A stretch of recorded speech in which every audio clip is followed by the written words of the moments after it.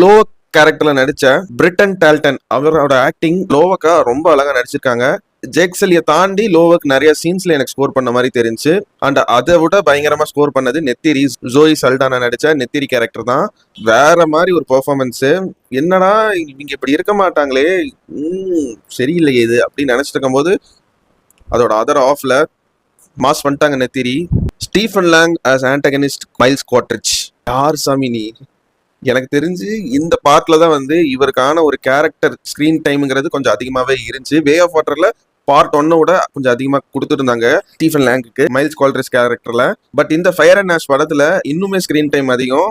மனுஷனோட humour timing எல்லாம் வேற லெவல்ல. இந்த மாதிரி வில்லத்தனத்தை கொண்டு வாங்கடா, அந்த மாதிரி ஒரு acting performance Stephen Lang Miles குவாட்ரிட்ஜா வந்து நடிச்சு கொடுத்துருக்காரு. அண்ட் இந்த படத்தோட நெகட்டிவ் என்னன்னா, இந்த பிரான்சைஸ்லன்னு எடுத்துட்டீங்கன்னா ஜேக்ஸலி மைல்ஸ் குவாட்ரிட்ஜ் வந்து பிடிச்சாரா இல்லையா இப்படிங்கிற ஒரு பேஸ்